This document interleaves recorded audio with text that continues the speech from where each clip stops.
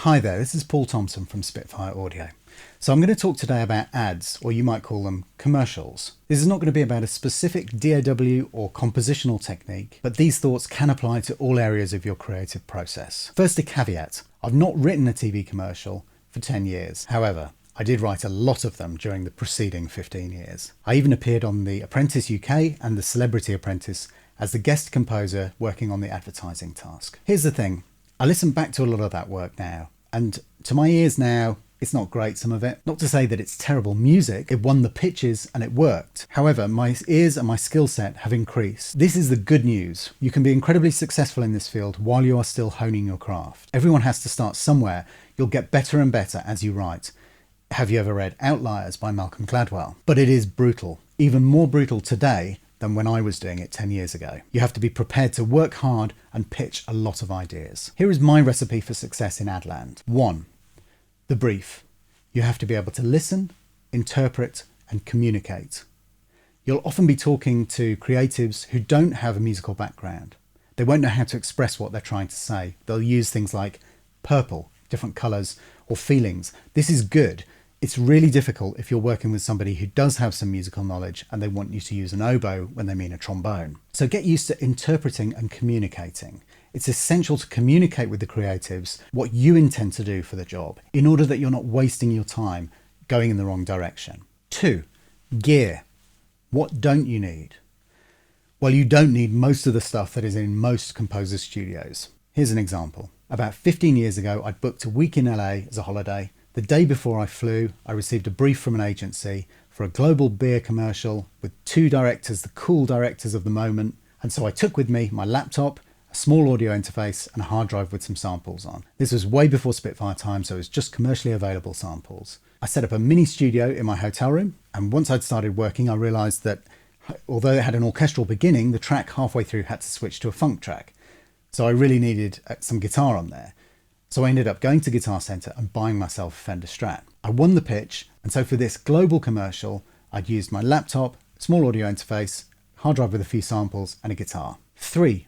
Create a unique sound world. This might involve using unique sounds, making your own unique sounds. It might involve using reverb, perspective, all kinds of things. I'm going to give you a very quick example. Let's look at this. Spitfire chamber strings, close mics. Nice sound. Let's see what we can do with perspective. Here's the tree mics. Already sounds different. And if we switch the ambient mics on,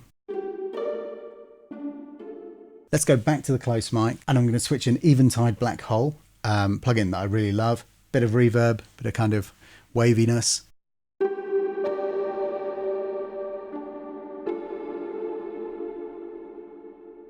So obviously that sounds quite different. The point I'm trying to make is, to us as musicians, we listen to these things and we think, well, it's the same sound, it's just a bit of reverb, or it's just a bit of chorus and delay.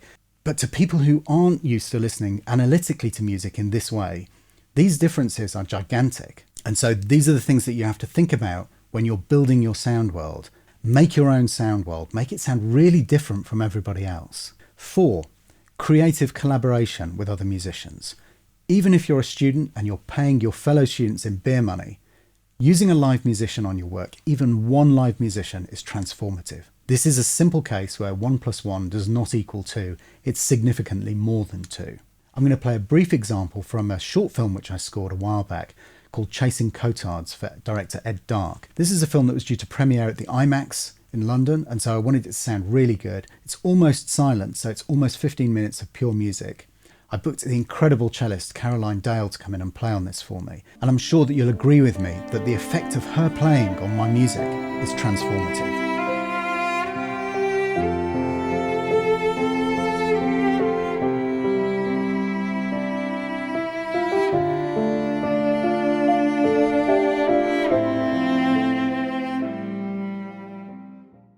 Five. This is what I call the critical off-brief demo. If you think of a Venn diagram with the brief in one circle and your instinctive creative response to what you're looking at as the other circle, there's probably going to be an overlap in the middle most of the time, and most people aim for that overlap. You want to do something that feels natural and real to you while trying to follow the brief that you've been given. However, Look over the other side of that Venn diagram and pick some bits and pieces from over there. If you do something that's completely unexpected, that they would never have thought of, you'd be amazed at how often this track is the one that wins. Finally, 6, make the most of what you've got. Refine and focus into your track. You may listen back to it the next morning and think, sometimes you just want to bin it, and sometimes binning it is the right thing, but sometimes it just needs a little bit of TLC. It just needs a bit more chipping away. One day into making your sculpture, it's not likely to look like Michelangelo's David. However, if you keep chipping away, eventually it will look like Michelangelo's David. At least it did for him. Try to build your confidence in your track. And when you're presenting it, if you're presenting it direct to clients or even over the internet or via email, don't say it just before you press the play button. I love this. Oblique Strategies by Brian Eno and Peter Schmidt. It can help you get out of writer's block, can give you ideas if you're stuck on something, just cards that you can pick one at random. What mistakes did you make last time? That's a good example. Abandon normal instruments, another great example. Loads of good ideas in here that can help you just turn a corner and maybe aid your creativity. It doesn't come overnight. You have to practice. Don't be discouraged. Everybody that you look at and admire was a beginner at some stage. They've all been through this stage. You might be watching some incredible TV scoring and comparing it to your own tracks and saying, what is the point? Everyone thinks that at some stage. You just have to put the hours in. Keep practicing. You will get better. Read Malcolm Gladwell's Outliers. Your compositional technique is a muscle. Train it regularly and you'll be able to lift heavier weights. Your muscle memory will build. You'll be able to compose faster and be more creative and come up with fresh ideas more easily. Thanks very much for watching. I hope some of this has been useful. See you on the next one. Bye-bye.